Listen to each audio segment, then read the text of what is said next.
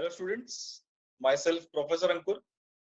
I welcome everyone for the GATE sum session on analog circuits. Today we are going to solve important sums on op-amp and its application. This is our second sum session on op-amp. Let's start with the session now.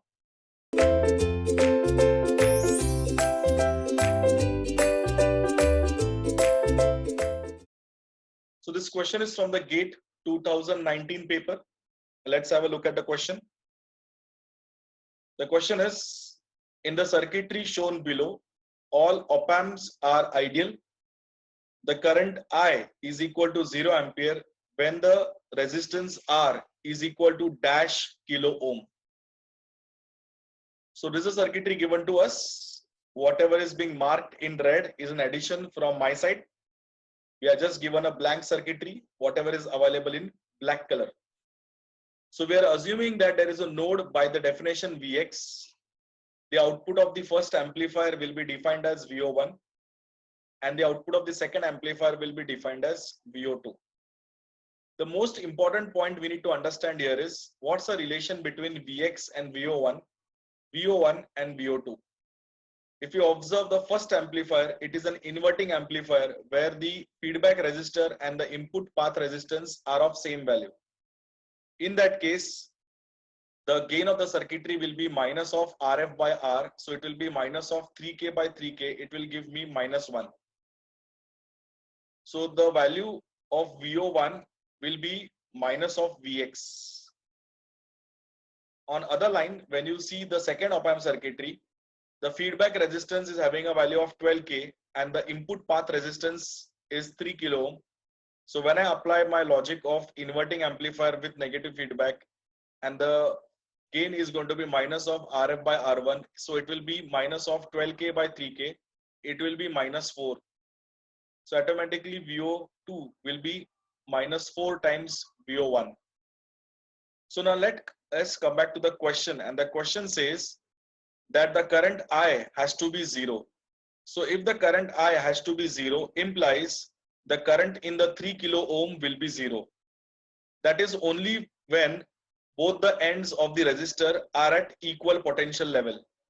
Since one end is kept at plus 1 volt, the other end should be also at plus 1 volt, then only your I value can be 0. So this is a small hint to solve this question. So when we start with the solution, we can say that since I has to be 0, the value of Vx will be 1 volt. And we have already justified that the VO1 value will be minus of Vx. So since there are two successive inverting amplifiers, the final gain of the circuitry will be minus of 3K by 3K into minus of 12K by 3K, which will be giving me 4. Because the first circuitry was giving you a gain of minus 1 and the second circuitry was giving you a gain of minus 4. The final gain will be the product of gain, that will be 4. So eventually your value of VO2 will be 4 volt. So for the resistor R, Vx value is 1 volt and VO2 value is actually 4 volt. Now we can go for a simple KCL equation at node Vx. So the current I will be equal to Vx minus VO2 by R plus Vx minus 0 by 3K, that is Vx by 3K. Now it is all because op-amp is having ideal characteristics behavior, and with concept of virtual ground, the potential of V plus spin is going to be the potential of V minus spin, which will be equal to 0. And that's the reason when I apply the KCL at the node Vx, the current I will be equal to Vx minus VO2 by R plus Vx by 3K. Putting the value of Vx as 1 volt, VO2 as 4 volt and I as 0, you will get the value of R as 3 kilo ohm. So that's an answer. So if the I value has to be 0 ampere, that time the R value has to be 9 kilo ohm. This is from the GATE 2018 EC paper. Let's have a look at the question. The question says, in the circuitry shown below, the op-amp is ideal. Let's have a look at the circuitry. So we have a circuitry here. The Zener voltage of the diode is 2.5 volt. An input unit step voltage is applied, that is V in of t is equal to U of t. Also at t equal to 0, the voltage across each of the capacitors is 0. The time t in milliseconds at which the output voltage Vout crosses minus 10 volt is. So now if you observe carefully, we need to find the time taken by the output to cross minus 10. It's as good as we can consider the output as minus 10 and go for the calculation. If you look at the diagram carefully, the plus pin of the op amp is ground. So automatically the minus pin of the op amp will also go to ground. And now if you go from the ground point, that is the minus pin of the op amp, till the Vout point, you can see the voltage of first capacitor plus voltage of the second capacitor plus the value of Vout will be equal to 0. And the advantage that we get here is the second capacitor is having a Zener across it, which will be retained at a value of 2.5 volt. So now when we start with the solution, when V in is equal to 1 volt, then I value will become V in by 1K. So when the input becomes 1 volt, the current flowing in that path will be V in by 1K, which will be 1 milliampere. So we got the current given by the input. Secondly, V minus will be at 0 volt. And now we are assuming that the VO value is at minus 10 and we are applying KVL.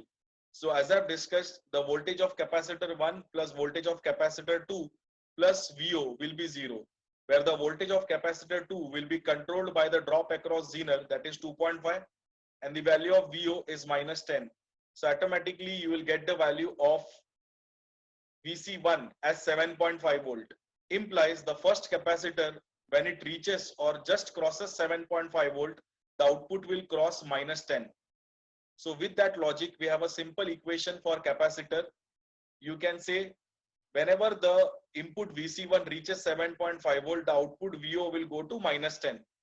And the equation for capacitor is VC is equal to 1 by C integral ITT, where the value of capacitor voltage can be 7.5.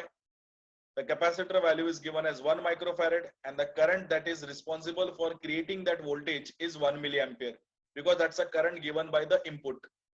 So when I say VC is equal to 1 by C integral I dt, I can write VC into C as I into T, where the value of VC can be put as 7.5, C will be 1 microfarad, I will be 1 milliampere. On solving, you will get the value of T as 7.5 millisecond. So the correct answer for this question is 7.5 millisecond. Answer is C. Next question. This is from the GATE 2018 paper. Let's have a look at the question. The question is, in the above circuit, assume op amp to be ideal. So this is the question, and the op amp is assumed to be ideal. The voltage at node A connected to the negative input of op amp as indicated in the figure is. So we are supposed to find the node value of node A. Now if your observation is very sharp, the feedback resistance RF is of 31 kilo ohm. The input resistance is of 1 kilo ohm, that is your R1 resistor. The plus and minus VCC is plus minus 15 volt. So now if you observe, the op amp is connected in inverting configuration. So it's an inverting amplifier with negative feedback. With that logic, we can easily say that since V in is 1 volt, the output of the amplifier will be minus of RF by R1 times V in, which will be now minus of 31 volt. And practically this value minus 31 is not possible, because the maximum output that can be produced by an output is either plus 15 or minus 15. So with that logic, we can say that the output is going to be minus of Vsat, it will be minus 15. So now, if you observe carefully, there is a 1 volt supply connected at the input side. We can go for KCL at node A. The current at node A, outgoing currents at node A will be equal to 0. And that's the reason we are writing as VA minus 1 volt by 1K plus VA minus of minus 15 by 31K equal to 0. So automatically on solving, we get the value of VA as 0.5 volt. So the value of node A potential indicated in the figure is 0.5 volt. This is the answer.